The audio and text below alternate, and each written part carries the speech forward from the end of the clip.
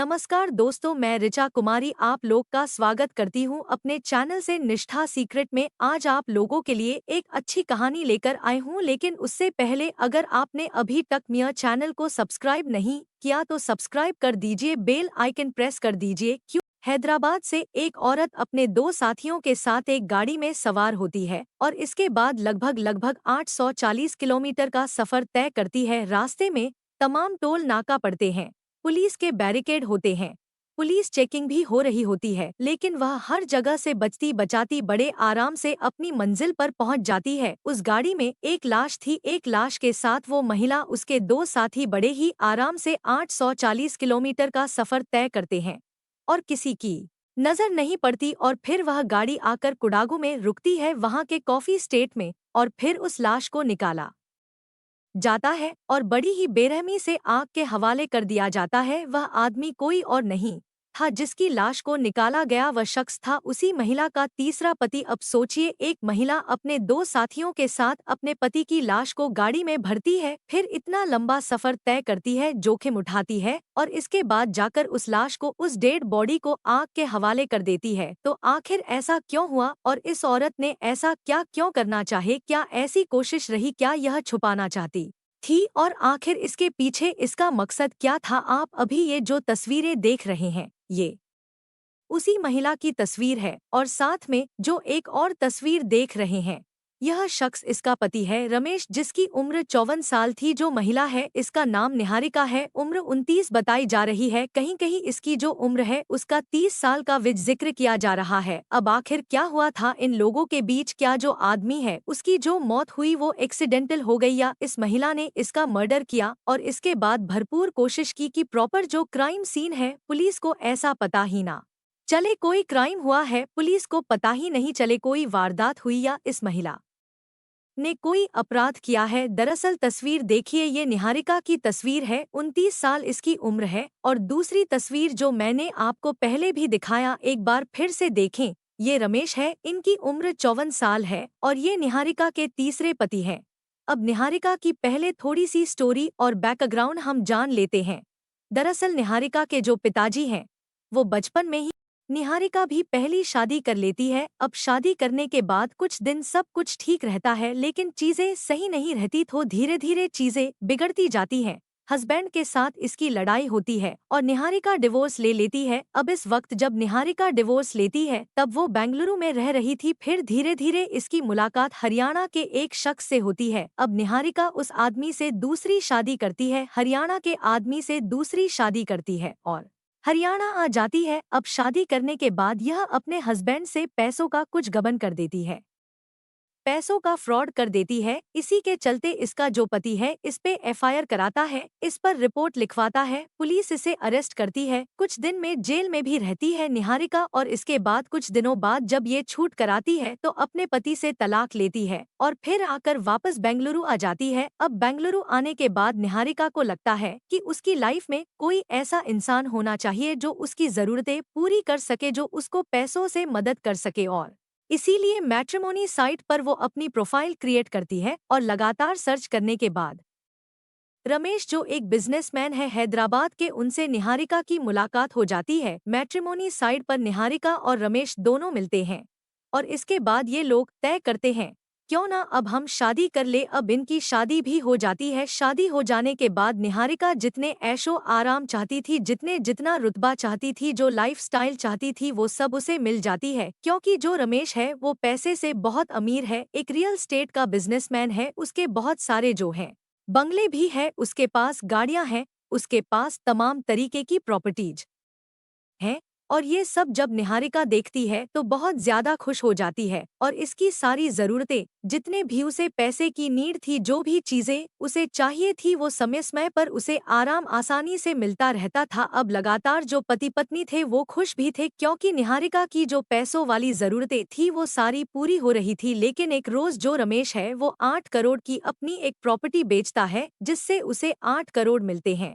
ये चीजें निहारिका देख लेती है। अब निहारिका को लगता है कि भले मुझे सारी चीजें मिल रही हैं, मैं घर का, मैं अपने बंगलों का इस्तेमाल कर रही हूँ, मैं कार यूज कर पा रही हूँ, मेरे पास पैसे भी हैं, लेकिन कुछ हिस्सा मेरे नाम भी होना चाहिए प्रॉपर्टी का। अब इसी सिलसिले में वो रमेश से बोलती है कि तुमने अभी जो प्रॉपर्टी बेची है जिसमें तुम्हें 8 करोड़ मिले हैं, वो तुम मेरे नाम कर दो। 8 करोड़ की जो प्रॉपर्टी है वो मेरे हिस्से में कर दो। अब इसके बाद जो रमेश है वो साफ इनकार कर देता है, वो मना कर देता है। इस बात पर लगातार लड़ाई होती है। अब जब प्रॉपर्टी निहारिका को नहीं मिलती, वो जो 8 करोड़ रुपए थे वो निहारिका को नहीं मिलते, निहारिका को लगता है कि जो मेरा पति है सिर्फ मुझे कुछ हिस्सा ही नहीं दे रहा, मेरा इस प्रॉपर्टी में कोई हिस्सा नहीं है तो प्लान करती है क्यों ना इसको रास्ते से हटा दिया जाए और इसके बाद जो प्रॉपर्टी है वो अपने आप मेरे नाम हो जाएगी। और बस यहीं से निहारिका प्लान बनाना शुरू करती है। ऐसे में इसके दो दोस्त थे, डॉक्टर निखिल और अंकुर राणा। ये दो दोस्त थे। अंकुर राणा जो है बेंगलोर में रहा करता था, तो अंकुर से बात करती है, उसको बताती है कि ऐसा ऐसा प्लान है, हम पैसे बांट लेंगे, क्यों ना मैं अपने पति का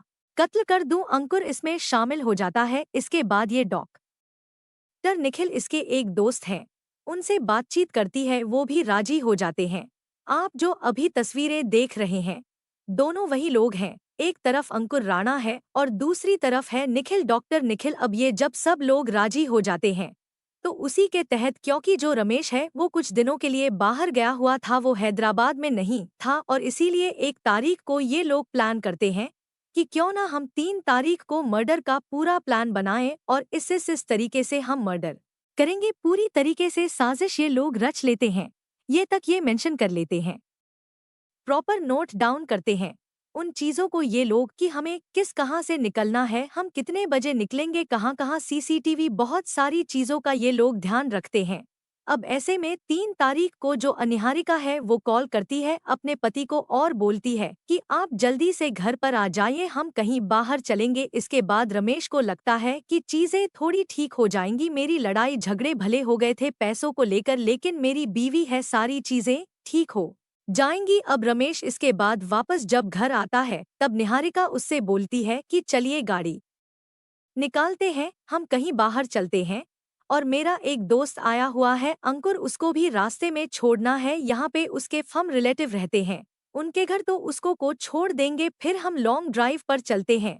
अब ये सारी चीजें जब बातें होती है रमेश खुश हो जाता है। तीनों लोग गाड़ी में बैठते हैं, रमेश बैठते हैं, उनकी वाइफ निहारिका बैठती है और अंकुर जो होता है वो पिछली सीट पर बैठ जाता है। अब गाड़ी चल रही होती है, जैसे ही ये लोग देखते हैं कि एक सुनसान इलाका आ गया है, आसपास ज्यादा घर नहीं बने हुए हैं, पेड़ पौधे लगे हुए हैं। तुरंत ही जो अंकुर है वो पीछे से रमेश का गला दबाना शुरू कर देता है और निहारिका भी उसका साथ देती है। इन लोग को कुछ रमेश को कुछ समझ नहीं आता कि अचानक ये क्या हो रहा, और देखते ही देखते उसकी जान चली जाती है, उसकी सांसें थाम जाती हैं।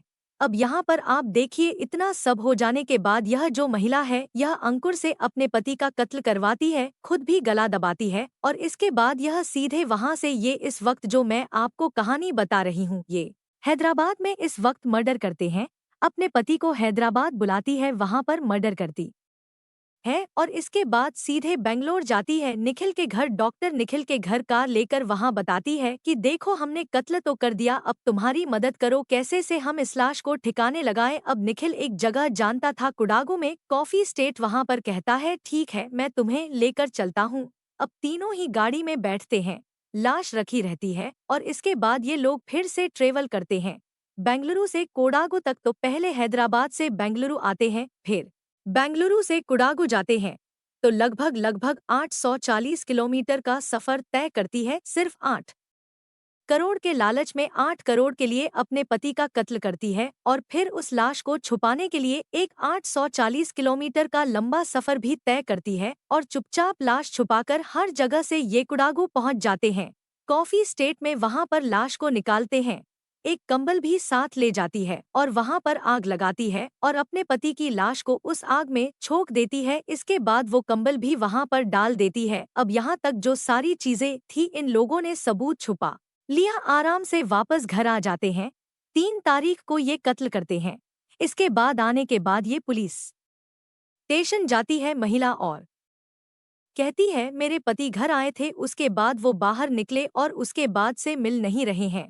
तो अपने पास के इलाके में जो पुलिस स्टेशन है वहां जाकर ये एफआईआर भी कराती है अपने पति की गुमशुदगी का। अब ऐसे में जो हस्बैंड थे इसके रमेश वो गायब हो चुके थे, किसी को खबर भी नहीं थी, कोई पूछ भी नहीं रहा था। लेकिन 8 अक्टूबर को जो कुडागू है वहां की पुलिस को इन्फॉर्मेशन मिलती है कि एक शख्स की अजली लाश मिली है, डेड बॉडी पड़ी हुई है कॉफी स्टेट में। अब पुलिस वहां पहुंचती है, सनातन है तो पुलिस को कुछ पता नहीं चलता, चेहरा तो है आधा जल चुका था, आइडेंटिटी नहीं होती है उस शख्स के पास कोई। तो पुलिस के लिए सबसे बड़ा सवाल था कि आखिर ये लाश है किसकी, यह पता लगाना। अब इसके लिए पुलिस जितने जो सीसीटीवी थे उस एरिया के तमाम तरीके के जितने भी सीसीटीवी थे, दिन रात दोपहर जितने भी समय का वो कलेक्ट कर सकते थे, वो पूरा डाटा कलेक्ट करते हैं और लगातार सीसीटीवी को निगरानी में रखा जाता है, चेक किया जाता है, एक एक क्लिप देखी जाती है और तो और 10 दिन तक जो टेक्निकल डाटा थे वो जुटाए जाते हैं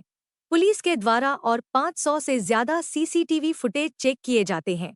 और उनको चेक करने के बाद पुलिस को एक रेड कलर की गाड़ी दिखती है, बेंच। अब उस गाड़ी को देखने के बाद पुलिस को लगता है कि हो ना हो मुझे जो कुछ पुलिस वाले थे उनको उस गाड़ी पे डाउट हो जाता है। डाउट हो जाने के बाद उस गाड़ी का नंबर प्लेट मिलाया जाता है, उस नंबर प्लेट के द्वारा पता लगता है कि गाड़ी रमेश के नाम पर रजिस्टर्ड थी। अब रमेश के बारे में जब पता किया जाता है, उसके घर पहुंचते हैं, वहां तस्वीरें देखते हैं तो पता लगता है जिसकी लाश मिली है वो कोई और नहीं बल्कि रमेश ही है। अब पुलिस जब बीवी से इन्वेस्टिगेट करती है तो बीवी बहुत रोना धोना शुरू कर देती है। वो बोलती है मेरी तो लाइफ बर्बाद हो गई, मेरा तो सब कुछ वही थे, अब मैं क्या करूंगी, कैसे जीऊंगी। यह सब देखकर पुलिस को शक जरूर होता है, लेकिन जब पुलिस और ज्यादा इन्वेस्टिगेट करती है तो पुलिस वालों को पता लगता है कि इस महिला ने अपने पति की गुमशुदगी की रिपोर्ट लिखवाई हुई है। इसलिए पहला शक जो पुलिस का जा रहा था बीवी पे वो हट जाता है, लेकिन उनके पास कोई और विकल्प भी नहीं था। इसीलिए जो सर्कमस्टेंसेस बनते हैं, जो परिस्थिति बनती है, उस आधार पर पुलिस वाले बीवी को सबसे पहले क्वेश्चन करते हैं, उनसे सवाल जवाब करते हैं, लगातार पूछते हैं कब गए, कैसे आए थे, आपकी गाड़ी यहाँ पर मिली, इसमें तो हमें एक शख्स और दिख रहा है। ये सारी चीजें पूछते पूछते जो महिला है, जो निहारिका है, वह बहुत मना करने की कोशिश करती है। अब ऐसे में निहारिका का कॉल डिटेल निकाला जाता है तो पता लगता है वो 2 लोगों से कांटेक्ट में थी उस जगह पर जब उसने अपने पति की गुमशुदगी की रिपोर्ट दर्ज कराई। पुलिस उन तक पहुँचती है, उनसे डिटेल निकालती है, तब जाकर जब तीनों को उससे सवाल जवाब किए जाते हैं, तीनों ही अलग अलग बयान देते हैं। इनके बयान मैच नहीं हो पाते, प्लस पुलिस को अंकुर पर शक हो जाता है और ऐसे करते करते जब कड़ाई से निहारिका अंकुर से पूछताछ की जाती है तो दोनों टूट जाते हैं और पुलिस को पूरा सच बता देते हैं। अंकुर बता देता है कि मैंने और निखिल ने निहार के कहने पे सारी चीजें की, उसने हमसे कहा था कि कत्ल कर देते हैं, फिर पैसे को बांट लेंगे और उसे अपने पति की पूरी प्रॉपर्टी चाहिए थी और इसीलिए उसने हमें भी इस वारदात में शामिल करवा लिया।